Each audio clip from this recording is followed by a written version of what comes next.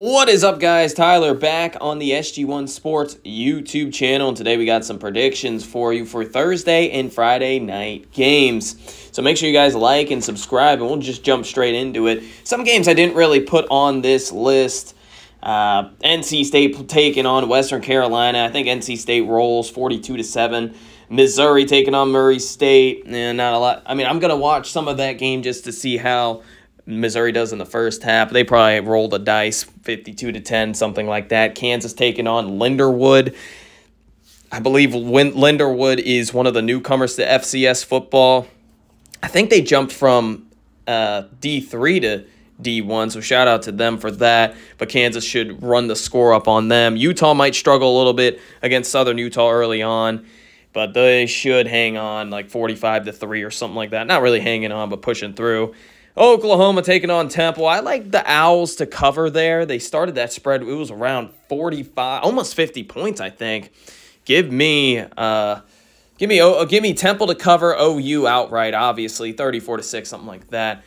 But our first game on this list, why not start with Deion? As the North Dakota State Bison headed to Boulder, Colorado to take on Deion Sanders, Travis Hunter, Shedeur Sanders, and the Colorado Buffaloes. Man, oh man, is this going to be an interesting game. Now, North Dakota State, in their last FBS matchup, they took on Arizona and ended up almost upsetting Arizona, but losing that one 31-28. I actually thought that they were the favorite in that game, which is kind of crazy to say there, but North Dakota State, they lost a little bit on that offensive line, but they are going to try to run the football of Marty Brown and TK Marshall. And don't forget Cam Miller, a veteran quarterback there. And on the offensive line, led by Mason Miller and Jake Rock. This is going to be an interesting game. Boy, oh boy, North Dakota State has been waiting for this moment, I believe, all their lives, as North Dakota State is a very respected FCS program, the best in all of FCS football, but they never usually get this primetime matchup. They've been waiting for a marquee matchup against a quality opponent. You can tell me how bad you think Colorado is, but Colorado has a lot of hype, all eyes on this game. It's a night game. You know North Dakota State is going to be ready for this. The spread is at 9.5. I was going back and forth on this game. Now, Colorado added depth on defense, and not just depth, but starters potentially. DJ McKinney, I like that transfer from Oklahoma State. Preston Hodge, expect him to play. Dayan Hayes, he not really a transfer there, but he should be very, very good. But another big one on that defensive line, BJ Green. I am worried about this Colorado in the trenches here. North Dakota State, they're a team that can get physical, that can run the football, and that can slow down the run game. I know Colorado has the better athletes here, but you know North Dakota State's going to give this a real good go. A lot of these quote-unquote experts are saying, ride North Dakota State. Don't even just take the points. Take them straight up. Boy, oh boy, this would be a devastating loss for Colorado and Deion Sanders. I think this is going to be a relatively higher scoring game than what people think. A lot of people are eyeing that under. If you eye the under, you have to also take North Dakota State, but I'm going to do something crazy here. I'm going to take North Dakota State to cover. I'm also going to take the over. However, I do think Shedeur Sanders and Travis Hunter, as well as Jimmy Horn and transfer wide receiver Will Shepherd, will be just a little bit too much for North Dakota State to handle. I think this might even come down to a last-second field goal. A very strong, valiant effort by North Dakota State. They're going to be able to run the ball and push the ball down the field. Watch out. I'm telling you, watch out for quarterback Cam Miller. Very underrated coming into this game. He can run the ball around as well. But I'm going to take the Buffaloes. But give me North Dakota State to cover, and I do actually like that over. And now, kind of a lower, probably very underrated game here. Coastal Carolina at Jacksonville State. Jacksonville State on the upward trend for their program. Coastal Carolina kind of trending downward. Logan Smothers, though, back for Jacksonville State. They add Georgia transfer running back Andrew Paul. And then some wide receiver transfers in Rudolph and Brandon Spector from Clemson. How about that? P.J. Wells, I do expect him to have a much better season this year for the Gamecocks.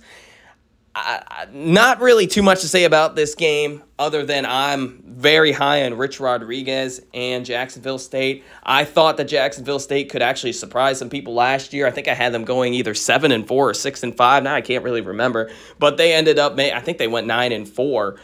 This was a very shocking team last year. And in this game, I like Jacksonville State. They're a 2.5-point favorite, and they're the home team. They're heading in the right direction, while I think Coastal Carolina is kind of, like I said, trending down. Give me Jacksonville State. I think they cover, and I don't even need any of the points. I know it's only 2.5. It might even be 3.5 by the time this video is up. But give me Jacksonville State here, home game, 33-20. I know I'll be watching this game, so I definitely wanted to touch upon this one. But next up, a big one, ACC versus Big Ten. And North Carolina versus Minnesota game, a primetime game at Huntington Bank Stadium. Actually, this is going to be the third time out of 4 years that Minnesota gets that primetime slot on a Thursday night to start off the season. If you remember, they took on C.J. Stroud and Mo Ibrahim, had like 160 or 170 yards rushing in that first 3 quarters, then unfortunately got injured, and then OSU just pulled away. And then last year they took on Nebraska. Well, they were losing that game 10-0. Came back to win with 8 minutes left. 8 minutes left, they're down 10-0. They go on a 13-0 run in 8 minutes and win on a last-second field goal. But this is an interesting team led by 2 offensive linemen, Quinn Carroll at right tackle and Tyler Cooper. I'm hearing a lot of good things about Tyler Cooper. Obviously, bring back Darius Taylor, but bring in Marcus Major from Oklahoma. That's a big addition at running back. Max Brosmere, transfer from New Hampshire, another guy I'm hearing a lot out of. And he's got some decent wide receivers, Daniel Jackson, and I do like Elijah Spencer. But on this defense, they did lose their defensive coordinator, so we'll see how that goes. But Justin Wally, really good defensive back, as well as Ethan Robinson, underrated transfer from Bucknell, Coleman Bryson as well. Now you look on the alternative, North Carolina. Max Johnson brought him in from Texas A&M and kind of was a disappointment at A&M, for being completely honest here. But the stars, really the star, Omarion Hampton, he's had like a breakout season last year, for being for real. This is going to be a real interesting matchup. Probably one on the trenches. Who's got the better offensive and defensive line? This is, in my opinion, it's got to be Minnesota here, as I do like a couple of their offensive line. We just talked about Tyler Cooper. I believe he's going to be a captain. And then on their defensive line, Jaw Joyner, very experienced at that edge rusher. But North Carolina, they did some damage in the offseason trying to go after some defensive players like Jakeem Harris, defensive back, transfer from NC State, and then Joshua Harris from Ole Miss, defensive tackle there. Kind of was slightly disappointing last year, but still, this is going to be a very, very good game. But in the end, I think the best team, the team that has the better trenches here, that can win in the trenches, is Minnesota. And that's why I'm going to take Minnesota here to win outright, 20-17 in a low possessional game. The weather should be relatively fine. There might be some rain at Huntington Bank Stadium. But give me the Gophers here to, I guess, pull an upset, as the line started with Minnesota being a couple-point favorite, but now it's flipped completely towards North Carolina. Over towards Friday night, Wisconsin does take on Western Michigan. Western Michigan can score quite a bit if they need to.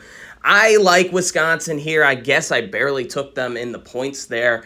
I think Wisconsin's offense is going to surprise some people with Tyler Van Dyke. Obviously, some pretty good running backs, Tyree Walker, but Ches Malusi, he's going to be very, very good. Wide receivers, can they step up for their quarterback? C.J. Williams, he transferred from Clemson 2 years ago. And then Bryson Green, as Dyke did go to Florida. But I like Wisconsin here. And then I'm going to give Michigan State the benefit of the doubt here with Coach Smith's first game, new quarterback. Chili's a guy that he recruited out for Oregon State, follows him to Michigan State. I think Michigan State's defense is a little bit better, but FAU with Tom Herman, this is a dangerous team. They completely changed their offense, but they have a lot of talent using that Florida talent from the transfer portal. It's going to be an interesting game. I think FAU kind of surprises Michigan State early on, might even take the lead at the half. But give me Michigan State. Man, I was back and forth because I think FAU can actually win this game. But give me Michigan State to survive at home. Last game we'll talk about, TCU travels to Stanford for an ACC versus Big 12 showdown here. Kind of an interesting storyline here as this is Stanford's first time representing the ACC. Both these teams are very disappointing last year. TCU, after an amazing season in 2022, turns it around, goes 5-7, and Stanford just was never good all year. Stanford has a weird defensive scheme. I don't like it, 2-4-5, but it's a new thing, trying to maybe slow down the passing game. This might work out against a team like TCU, but I do expect TCU to try to run the ball with Cam Cook and Trey Sanders. Josh Hoover can also move around. I need Savion Williams to start stepping up, though. I was a wide receiver. I thought that he could have a breakout year last year. This could potentially be the year. But for Stanford, they have a really good wide receiver in Mayer, who just came. I said his name wrong. My bad. But he came on against Colorado, had a really good game out of nowhere, and then kind of staggered off a little bit. But he was like a roller coaster. He needs to start stepping up for his quarterback, Ashton Daniels. I think this game's going to be very, very good. And actually, I do expect points both sides. In the end, TCU's just a little bit too much. They have too much offensive power here. I like Josh Hoover to have a really nice game. Same with Ashton Daniels, though. But I do respect the rush a little bit more for TCU. I think Stanford's gonna be a solid team this year. They might. Here's the problem with Stanford. Their schedule's relatively tough, and they got to travel towards the East Coast. I still do believe Stanford could win 4 or 5 games this year, which is not bad. But TCU, I actually have TCU surprising people, going maybe 7-5, 8-4, maybe even 9-3 with that schedule. But this has been my Week 1 predictions here on SG1 Sports YouTube channel. Make sure to let me know, who do you think is going to win some of these games? Who's on upset alert? And do you think I'm wrong or right? Make sure you guys like and subscribe, and I'll see you in the next video. Peace out.